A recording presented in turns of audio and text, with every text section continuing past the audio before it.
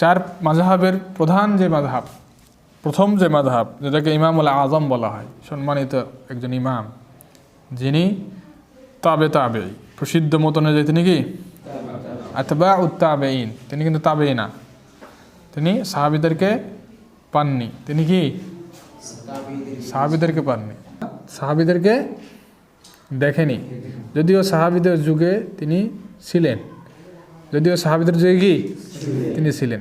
সর্বশেষ সাহাবী কখন মারা গেছে এটা নিয়ে ইখতিলাফ আছে, কেউ বলেছে 101 হিজরিতে, কেউ বলেছে 110 হিজরিতে, ইখতিলাফ আছে, ঠিক আছে কিনা, যে সর্বশেষ সাহাবী মারা গেছে 110 হিজরিতে, কেউ বলেছে 101 হিজরিতে।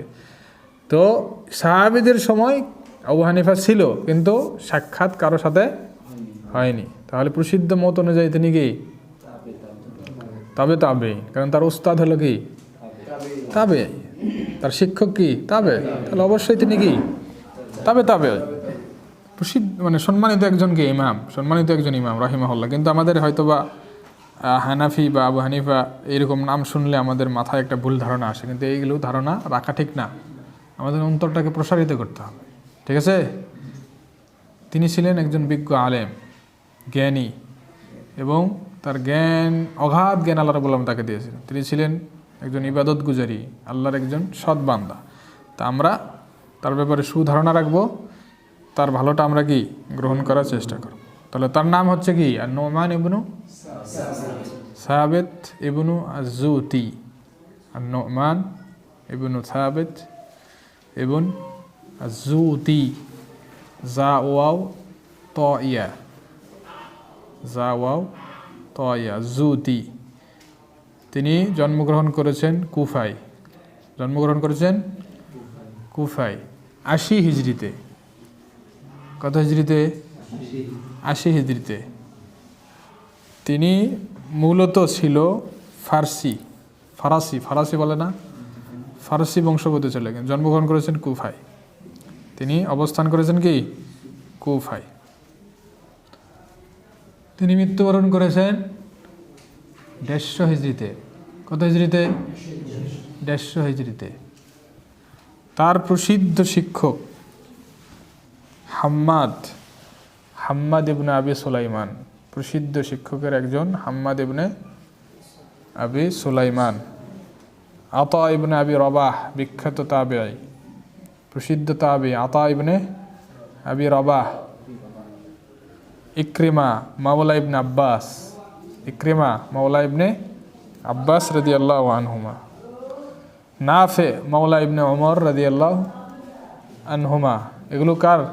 আবু হানিফার শিক্ষক, আবু হানিফার শিক্ষক আতা ইবনে আবি রবাহ, বিখ্যাত তাবেঈ। ইকরিমা, নাফে, এগুলো বিখ্যাত তাবেঈ। তো এই তাবেঈদের ছাত্রকে আবু হানিফা রাহিমাহুল্লাহ। তার বিখ্যাত দুইজন ছাত্র, এটা আমরা জানি, কিন্তু সাহিবাইন, তাই না? কে কে? আবু ইউসুফের নাম কি? ইয়াকুব ইবনে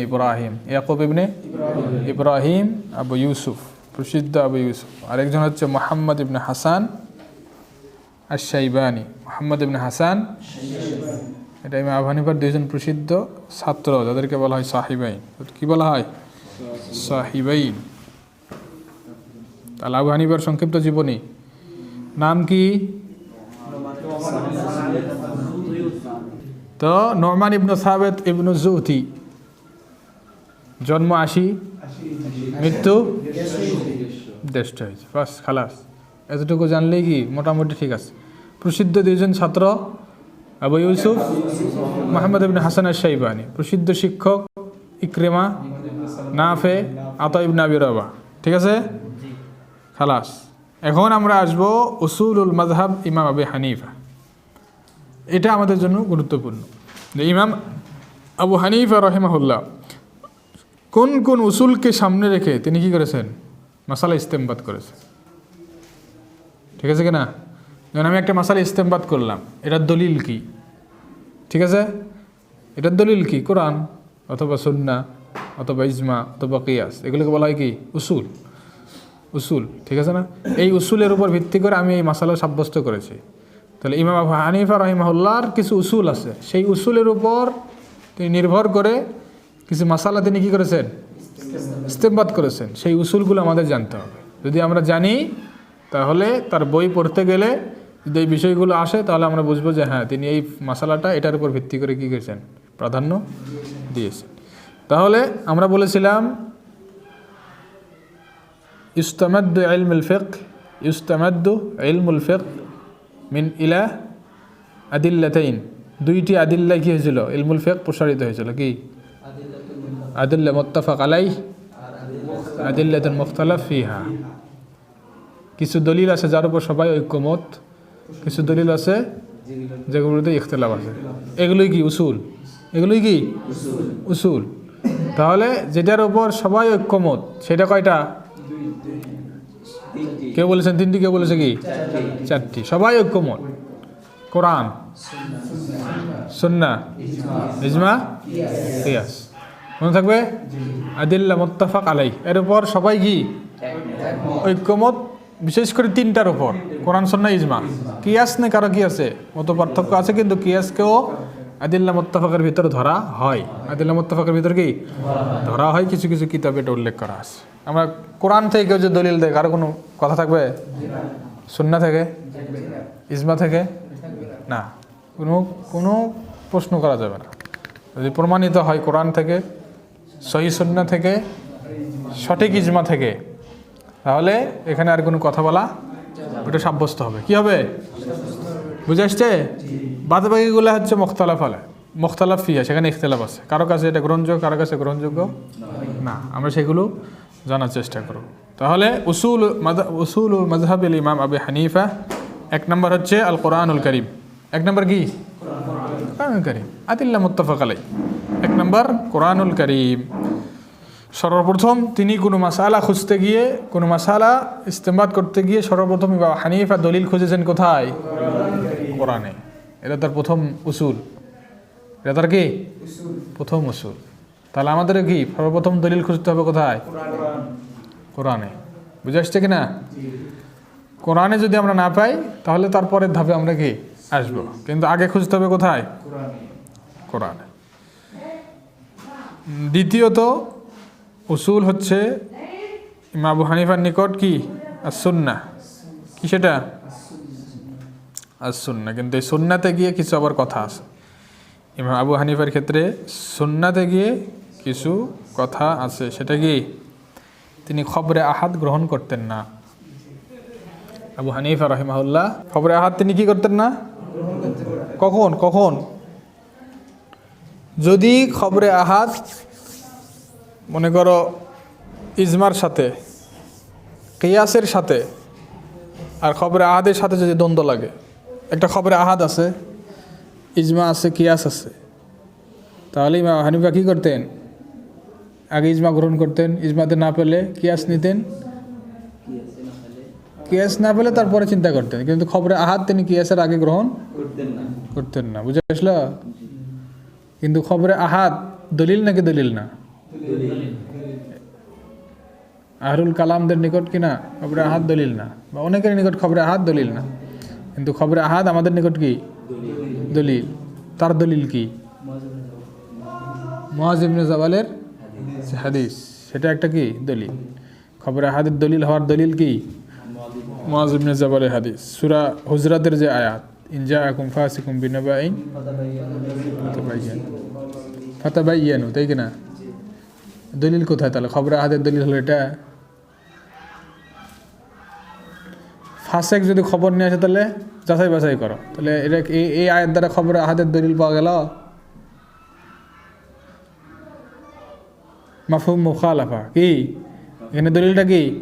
মাফহুমে মুখালাফা। যদি কোনো ফাসেক ব্যক্তি খবর নিয়ে আসে তাহলে যাচাই বাছাই করো, আর যদি কোনো আদেল ব্যক্তি খবর নিয়ে আসে তখন কি করবে? গ্রহণ করো। মাফহুম মুখালাফা, এটাই কি? এটা একটা উসুলের পরিভাষা। উসুল বই পড়তে গেলে যে কিছু দলিল আছে মাফহুম মুখালাফা, নাসে একটা আছে, ওটার বিপরীত যেটা বোঝা যায় ওটা গ্রহণ করতে হবে। কি করতে হবে? গ্রহণ করতে হবে। যেমন পিতামাতার ক্ষেত্রে উফিন, উফ তারপরে মারা যাবে। হ্যাঁ, বাবা মা বৃদ্ধ হলে উফ বলো না, মারা যাবে। হ্যাঁ, দলিল তো ও করলাম না, মারলাম তো, মারার তো কথা নিষেধ নাই। হ্যাঁ, তুমি তোমাকে এটা কে বললো? দলিল আছে?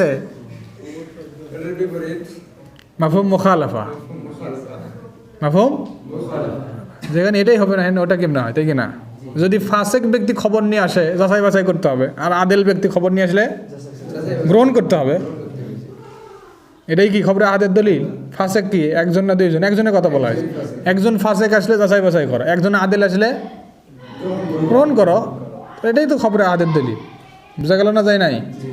ঠিক আছে, তাহলে কি খবরে আহাদ দলিল? খবরে আহাদ কি? তো ইমাম আবু হানিফা গ্রহণ করেনি, তা কি আমরা কি করব? ইসলাম থেকে বের করে দিব? তিনি মুজতাহিদ, তিনি কি মুজতাহিদ। এখানে কোনো মন্তব্য করা আমাদের ঠিক না, কোনো মন্তব্য করা আমাদের কি নয়, উচিত না। ঠিক আছে, শিখবো তত আমাদের ধারণা পরিবর্তন হবে। আসলে আমরা যে বাংলাদেশে যে কঠোরতা, মানে হানাফি মানেই তার কি নিকৃষ্ট মাযহাব বা এরকম ধারণা আমরা করি, আমরাই ঠিক, আমরাই সঠিক, এগুলো বলা আসলে কি না, ঠিক নয়, এগুলো বলা ঠিক নয়।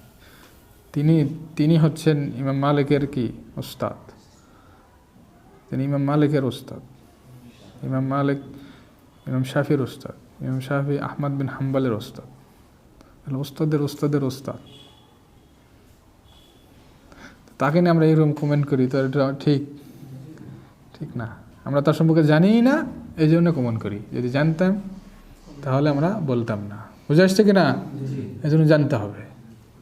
আমরা জানি না, শুধু কি কথা বলি, কিন্তু জানতে গেলেই আমাদের এই কথাগুলো বন্ধ হয়ে যাবে। তাহলে আগে আমাদের এলেম দরকার। এই জন্য ইমাম বুখারী বলেছিলেন যে কথা আগে পরে বলো, এলেম আগে অর্জন করো। কথা পরে, এলেম কি আগে। ঠিক আছে না? নাই, কথা এবং কাজ পরে, এলেম আগে। এই এলেম অর্জন করলেই এলেমই বলে দিবে কোথায় কীভাবে কথা বলতে হবে, কোন আমল কিভাবে আমাকে করতে হবে। বুঝে আসছে? তাহলে কথা আপাতত বন্ধ, কাজ যতটুকু জানি সেই অনুযায়ী আগে এলেম অর্জনের পর কথা বলা শুরু করতে হবে। নচেত এই কথায় কি হবে, ভুল বের হবে। বুঝে আসছে? তাহলে আমাদের আগে এলেম দরকার। তাহলে দ্বিতীয় উসুল কি? সুন্নাহ, এগুলো মুত্তাফাক আলাই। ঠিক আছে, তৃতীয় নাম্বার কি? ইজমা। এটা হচ্ছে মুত্তাফাক আলাই, কোরআন এবং সুন্নাহর পরেই ইজমাকে সবাই গ্রহণ করেছে। ইজমাকে কি? ইজমা কাকে বলে এটা এখন আমাদের জানতে হবে, যে ইজমাটা কাকে বলে। ঠিক আছে কিনা? ইজমা কাকে বলে? ইজমা বলা হচ্ছে ইত্তিফাক ও মুস্তাহিদি উম্মতি মুহাম্মদ সাল্লাল্লাহু আলাইহি ওয়াসাল্লাম বা'দা ওয়াফাতিহি ফি আসরিম মিনাল উসুরি আলা হুকমিন শারঈ। মুস্তাহিদ যারা, উম্মতে মুহাম্মাদের ভিতরে যারা কি মুস্তাহিদ হিসাবে প্রসিদ্ধ, তাহলে ইজমা কাকে বলে?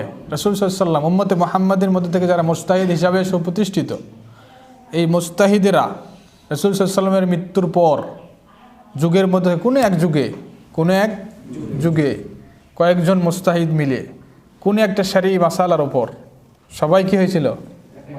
একমত পোষণ করেছিল। ওই মাসালাকে, ওই শরীয়তের ওই বিধানকে বলা হয় কি? ইজমা। ওই বিষয় যদি আমরা পাই, আমাদের কাছে আসে, আমরা ওটা গ্রহণ করব। দলিল কি?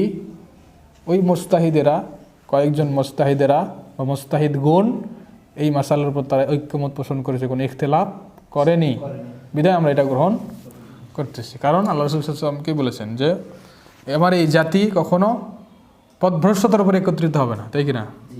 ঠিক আছে কিনা? মানে এই উম্মাহ ইখতিলাফ থাকবেই, ইখতিলাফ হবেই, ঠিক আছে, কিন্তু পুরা জাতি, পুরা উম্মতে মুহাম্মাদি এক ভুলের উপর, পথভ্রষ্টতার উপরে ঐক্যমত হবে, এটা কখনো হবে না। বুঝে আসছে কিনা? বুঝে আসছে? তার মানে যদি কোনো মানে অনেকাংশ মুস্তাহিদ গুণ একটা মাসালার উপর ইত্তেফাক হয়, তাহলে ওটা কি? দলিল। ওটা কি? এটার নাম কি? ইজমা। বুঝে আসলো? সহজে বুঝে আসলো? তাহলে যুগের মধ্যে কোনো এক যুগে, কার মৃত্যুর পর? রাসূল সাল্লাল্লাহু আলাইহি ওয়াসাল্লামের মৃত্যুর আগে কিন্তু ইজমা হয় না কখনো। তিনি কি সব কিছু। রাসূল সাল্লাল্লাহু আলাইহি ওয়াসাল্লামের মৃত্যুর পর যুগে, কোনো এক যুগে, যে কোনো যুগে হতে পারে, কয়েকজন মুস্তাহিদ কয়েকজন মুজতাহিদ মিলে কোনো একটা শারঈ মাসালার ওপর যে বিধান তারা দিয়েছে এবং তার উপর ঐক্যমত হয়েছে যে এটার হুকুম এটাই, এটা কোরআনে নাই, হাদিসেও কি নাই, কিন্তু তারা ঐক্যমত হয়েছে এটার হুকুম এটাই, সেটাকে আমরা কি বলবো? ইজমা। সেটাকে আমরা কি বলবো? ইজমা। এখন যদি আমি বলি যে ওসমান রাদিয়াল্লাহু আনহু যে আজানের প্রচলন করেছিলেন, এটা কি? হ্যাঁ, ওসমান রাদিয়াল্লাহু আনহু যে আজান প্রচলন করেছেন, দ্বিতীয় আজান জুমার দিন, সেই হ্যাঁ উসমান বিন আফফান যে আজানের প্রচলন করেছিলেন, সে আজানের সেই যুগে ওসমান বিন আফফান রাদিয়াল্লাহু আনহুর যুগে কেউ ইখতিলাফ করেছিল? প্রমাণ আছে? কে? হ্যাঁ,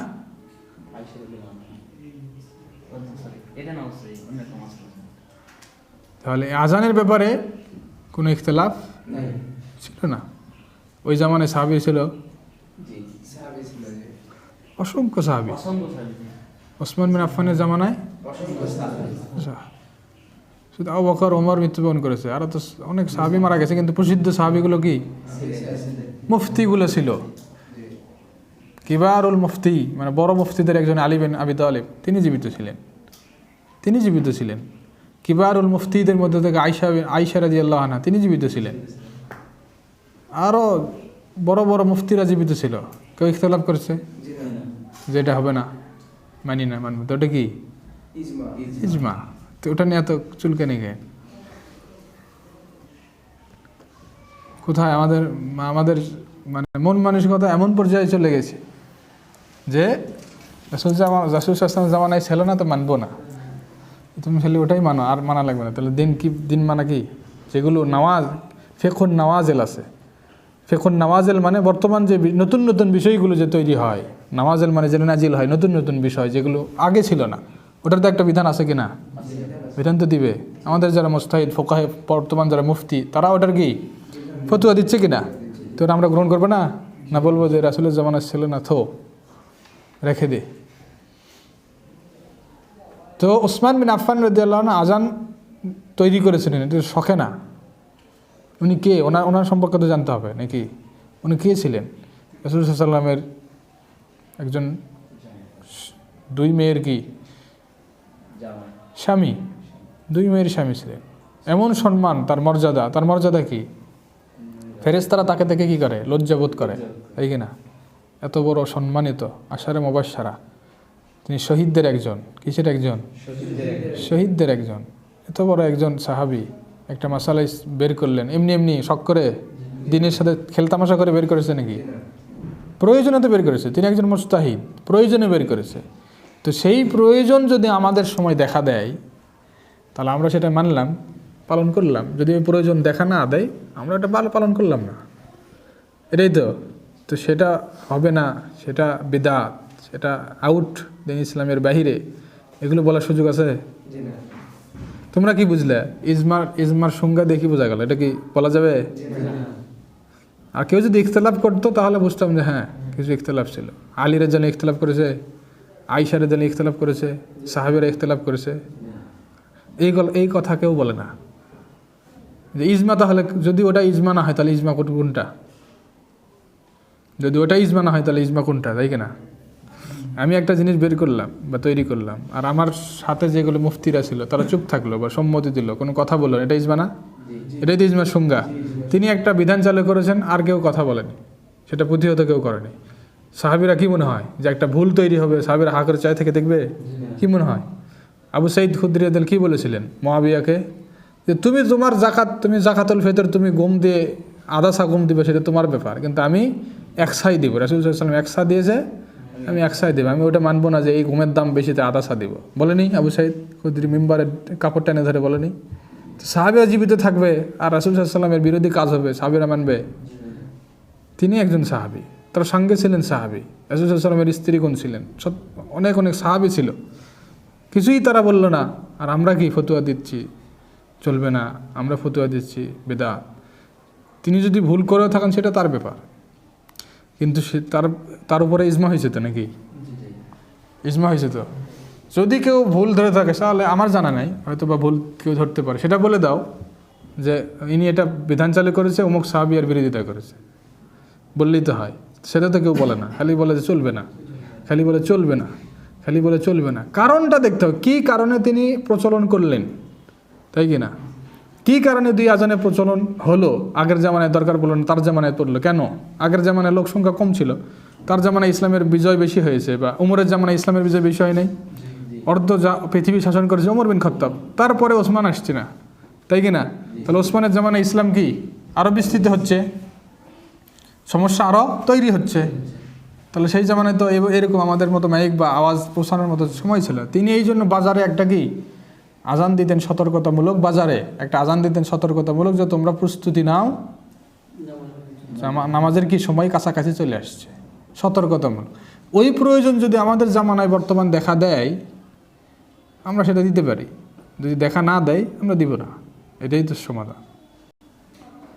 যে এলাকায় প্রয়োজন হবে দিবে, যে এলাকায় প্রয়োজন হবে না দিবে না। বিশেষ করে যেমন মক্কা মদিনায় এখনও আজান আছে, সৌদি আরবের একাধিক জায়গায় এই আজানটাকেই দেওয়া হয়। বিশেষ করে আমাদের কথাই বলি, আমরা শুক্রবারের দিন রেস্ট নেই, সাকা নেই, আমরা ঘুমায় থাকি, 11টায় আমাদের আজান হয়। মানে আজান হলে আমরা বুঝি কি 11টা বাজে, সময় আছে কয় ঘন্টা? 1 ঘন্টা। তখন সবাই কি ঘুম থেকে উঠে গোসল টোসল সেরে নামাজের জন্য প্রিপারেশন নেই।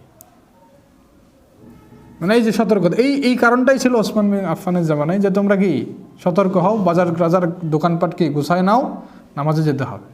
বুঝে আসছে? তাহলে যেটার উপর ইজমা হয়েছে সেটা কি ইজমাই, সেটা দলিল মুত্তাফাক আলাই। বুঝে আসলো কি না? এটা নিয়ে আমরা ওভাবে মানে কাদা সুরাসুরি না করাই কি ভালো। প্রয়োজন হলে আমরা ব্যবহার করব, প্রয়োজন না ওটা আমরা রেখে দিলাম, ব্যাস হয়ে গেল। তাহলে ইজমা এটা আমাদের কি মুত্তাফাক আলাই। যদি কোনো বিষয় ইজমা দিয়ে সাব্যস্ত হয়, সেটাকে আমাদের কি করতে হবে?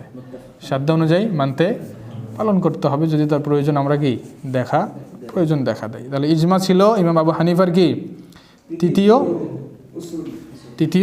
উসুল। 4 নম্বর উসুল ছিল আল কিয়াস।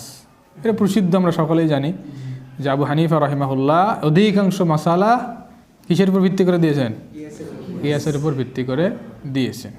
এর কয়েকটা কারণ আছে। তার প্রধান একটা কারণ, তার জামানায় হাদিস এর প্রচার প্রসার কি ছিল? কম ছিল। কি ছিল? কম ছিল। এটা তোমাদের এগুলো জানা দরকার।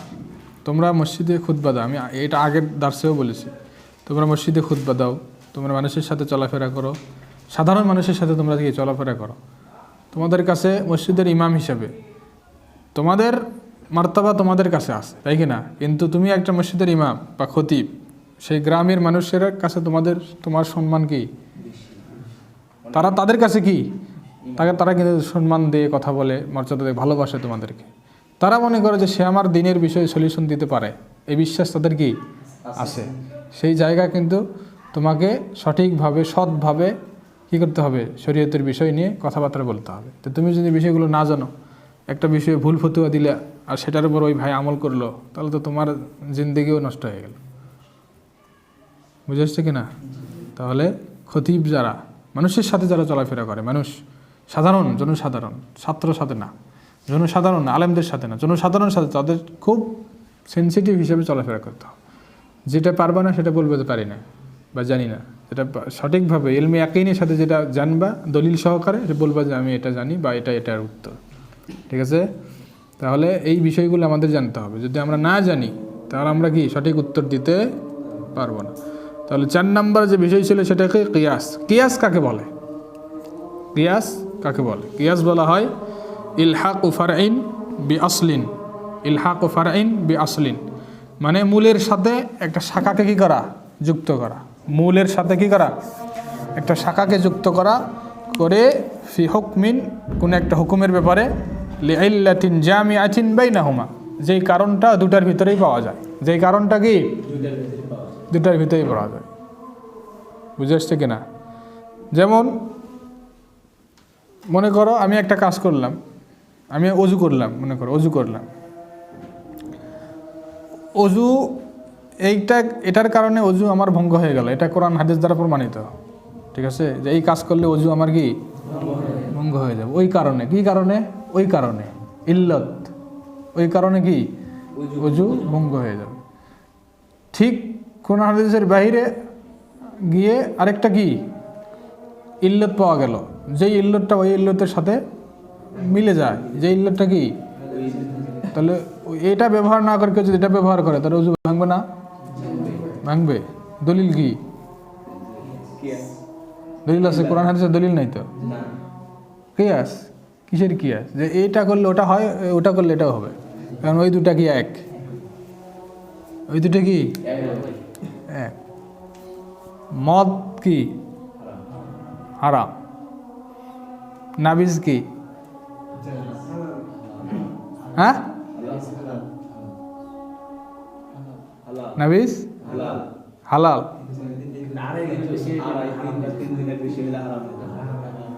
হারাম হয়ে যায়, ঠিক আছে কিনা?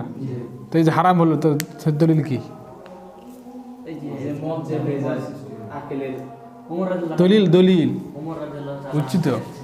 মদ, মদ কি হয়? মদ কি হারাম, নাবিজ নাবিজ নাবিজ হারামটা মুস্কির, যেটা উত্তর বলে দিলাম আমি। তো নাবিজ কি হয়? নাবিজ হারাম হয় কখন? যেমন যেখানে নেশা আছে। মদ হারামের কারণ কি? মদ এমনি হারাম? মদ এমনি হারাম নাকি? মদ তো হালাল ছিল, সবাই মদ খাইছে। অনেক সাহাবি, যারা অনেক সাহাবি কিন্তু প্রসিদ্ধ সাহাবি না, যেমন আবু বকর রাদিয়াল্লাহু আনহু কখনো মদ খাননি। আল্লাহ রাসূল সাল্লাল্লাহু আলাইহি ওয়াসাল্লাম কখনোই, যদিও তারা কি ছিল, ইসলাম ধর্ম তখন ছিল না, ছিল জাহেলি যুগ ছিল, তাই কিনা? কখনো রাসূল সাল্লাল্লাহু আলাইহি ওয়াসাল্লাম মদ পান করেননি, কখনো আবু বকর সিদ্দিক মদ পান করেননি, কখনো ওমর বিন খাত্তাব, আল্লাহ তাদেরকে রক্ষা করেছেন, কখনো তারা মদ পান, অনেক সাহাবি মদ পান করেছেন, অনেক সাহাবি। আনাস বিন মালিক মদ কি করতে পরিবেশন করতেন, তাই কিনা? তখন কি ছিল? জায়েজ ছিল। তো জায়েজ খেতে সমস্যা নেই। তো হারাম হওয়ার কারণ কি? লা তাকরাবুস সালাহ ওয়া আনতুম সুকারা। তার মানে কারণটা কি? বিবেক নষ্ট হয়ে যায়, তাই না? ওই সূরা ফালাক পড়তে গিয়ে সে কি বললো? সূরা কাফিরুন পড়তে গিয়ে লাবাদ দিল না? তো তুমি যার ইবাদত করো আমিও তারই করি, তুমি যার ইবাদত করো আমিও তারই করি। তখন আল্লাহ বললেন যে মদ খায় কাছে আসে না, মদ খায় নামাজের কাছে আসে না, কারণ তোমরা দিন ধর্ম পাল্টায় দিচ্ছ, তাই না? বিবেক কি নষ্ট হয়ে যায়। তো নাবিজ যেটা মুস্কির, নাবিজ কি যেটা মুস্কির সেটা হারাম। দলিল কি? দলিল কি? নেশা। ইল্লত কি একই? ইল্লত কি? এটাই কিয়াস। কি বলতেছে? কিয়াস হচ্ছে ইলহাকু ফারইন বিআসলিন ফি হুকমিন লিইল্লাতিন জামিআতুন বাইনাহুমা। মানে যেই ইল্লতটা, যেই কারণটা দুটার ভিতরে কি হয়, একত্রিত হয়, কিন্তু একটা আসল একটা কি শাখা, একটা আসল একটা কি, ওই শাখাকে আসলের সাথে যুক্ত করে দেওয়া হয়। মদ আসল, মদটা কি আসল হারাম, মদটা আসলগত মূলগতভাবে কি হারাম, কোরআন হাদিসে প্রমাণিত, তাই কি না? কিন্তু নাবিজ, কিন্তু আমাদের যে এই যে হিস্কি বা যেটাই বলি আমরা, যে এই যে পানি, যে জাতীয় নেশা যেখানে আছে, মানে যেগুলো শাখা প্রশাখা আসল না, ওগুলোও কি হারাম। কার সাথে? মদের মতো। কি কারণে? একটা কারণ দুটার ভিতরে কি পাওয়া গেছে, বুঝতে পারছি নাই? একটা কারণ দুটার ভিতরে পাওয়া গেছে, বিধায় কি এটা হচ্ছে হারাম। এটা কি কিয়াস। তা আবু হানিফা রাহিমাহুল্লাহ অধিকাংশ মাসালা কি করতেন? কিয়াসের উপর দিতেন। কারণ কি বললাম? তার জামানায় হাদিসের প্রসার কম ছিল, অনেক হাদিস তিনি পাননি। তুমি তাকে গালি দিচ্ছ কেন? তাকে গালি দেওয়ার কারণ কি? আমি যেটা পাইনি, আমার কি দোষ? সেখানে কি যে বাসে করে গেলাম, হাদিস শুনে আসলাম, তাই? ইমাম বুখারী রাহিমাহুল্লাহর যদি তোমরা বই পড়ো, তার যে কি তারিখে বাগদাদ, তার যে বইগুলো রয়েছে, তার যে তারিখ ইমাম বুখারী যে বই রয়েছে, তার যদি তুমি সিলসিলা দেখো, তার সফরের কাহিনী দেখো, তাহলে দেখবে যে তিনি মানে কত একটা সংখ্যা বলেছেন ওখানে, 600 কি 900 এরকম বেশি বার। এক এক জায়গায় মনে করো তুমি দামেস্কেই তিনি কি শত বার ঢুকেছেন সফরের জন্য, খালি হাদিস নেওয়ার জন্য, হাদিস নেওয়ার জন্য। তো সেইগুলো তো পায়ে হেঁটে কি করতে হয়? সফর করতে হয়। আবু হানিফা রাহিমাহুল্লাহ কুফায় ছিলেন, ঠিক কিনা? মদিনায় ছিল কিছু সাহাবি, মক্কায় ছিল সাহাবিরা, দামেস্কে ছিল সাহাবিরা, সব জায়গায় ছিল কি না, ছড়িয়ে ছিটিয়ে ছিল। সবার কাছে কিছু কিছু কিছু হাদিস ছিল। সব সাহাবির কাছে কি সব হাদিস ছিল না। ওমর বিন খাত্তাবের সময় যে ওই যে মহামারীর সময় ওই এলাকায় ঢোকা নিষেধ, তার কাছে হাদিসটা ছিল না, হাদিসটা ছিল আরেক সাহাবির কাছে, হাদিসটা ছিল। সে যখন শুনালো তখন কি সেখান থেকে তিনি ফিরে আসলেন, তাই কি না? তো সবার কাছে সব জ্ঞান ছিল না। আবু হানিফা যতটুকু হাদিস পেয়েছেন, যতটুকু যে কয়টা হাদিস পেয়েছেন, যতটুকু পেয়েছেন, সেটার উপর নির্ভর করে তিনি তো মাসালা সাব্যস্ত করেছেনই। যেগুলো পায়নি, যেগুলো হাদিস পায়নি, কোরআন আছে, কোরআন দিয়ে এবং ইজমা দিয়ে, কিয়াস দিয়ে বেশিরভাগ তিনি কী করেছেন, ওই হাদিসের সাথে কিয়াস করে আরেক মশালা দিয়েছেন, ওই হাদিসের সাথে কিয়াস করে আরেক মশালা দিয়েছেন। এই কারণে তার মাযহাবে হাদিস কেন্দ্রিক ভুলের সংখ্যা কি বেশি, হাদিস কেন্দ্রিক ভুলের সংখ্যা বেশি। যখন কোনো একাধিক ওলামাগণ আবু হানিফাকে নিয়ে জারাহ করেছেন, কি করেছেন, যারা আছে না, যারা তাদিল, তার ভালো মন্দ, তার মন্দটা, তাকে অনেক অনেক সালাফ বলেছেন যে তিনি হাদিসকে মেরে ফেলেছেন। এবং আবু হানিফা কী করেছেন, হাদিসকেই মেরে ফেলেছেন, এরকম মন্তব্য করেছেন। কিন্তু তারা তাদের কমেন্টস করেছেন, কিন্তু আমরা সুধারণা রাখবো। আমরা কি রাখবো? সুধারণা। এই মাযহাবগত যে দ্বন্দ্ব, এটা আবু হানিফার দোষ না, আবু হানিফার দোষ না। কিন্তু আমরা আবু হানিফার নাম শুনলে মাথা বিগড়ে যায়। কারণ কি? আমরা ছোটো থেকেই হিংসা দিয়ে বড় হয়েছি। ছোটো থেকে কি হিংসা, যে ও ভুল আমি ঠিক, হানাফি ভুল সালাফি ঠিক, সালাফি যেটা করবে সেটাই ঠিক, হানাফি যেটা করবে সেটাই ভুল। এটা আমাদের বর্তমান সমস্যা। ঠিক আছে, এই সমস্যা থেকে বের হয়ে আসতে হবে, এই সংকীর্ণতা থেকে কি বের আসতে হবে। তাকে সম্মান দিতে হবে যথাযথ। তিনি তিনি একজন সালাফদের মধ্যে কি, সালাফদের মধ্যে অন্যতম একজন সালাফ। ঠিক আছে, তাহলে তাকে সেভাবে আমরা সম্মান দেব। তো 4টা আমরা উসুল বললাম না। আজান, এশার আজান কয়টা? এখানে অজু আছে না? অজু নাই, এখানে জামাত করবো তো আমরা।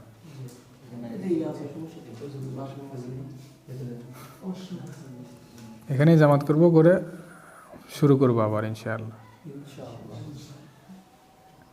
শেষ করবো দ্রুতই, যেহেতু আমি প্রথমবার শুধু পরিচিত এগুলো দিচ্ছি। পরের মাযহাব যেগুলো ইমামদের, সেগুলো আর এই সংজ্ঞা দিতে হবে না, পরিচয় দিতে হবে, শুধু এগুলো নাম বলে যাবো, তোমরা কি নোট করবে, তাহলে হয়ে যাবে। প্রথমবার আমরা বিস্তারিত বলছি যাতে কি পরেগুলো বিস্তারিত আর বলতে না হয়। ঠিক আছে, এটা শেষ করলেই পরেরগুলো সহজ হয়ে যাবে। তাহলে আমরা ইজমা, কিয়াস, কোরআন এবং সুন্নাহ 4টা জানলাম। 5 নম্বর হচ্ছে আল ইস্তেহসান।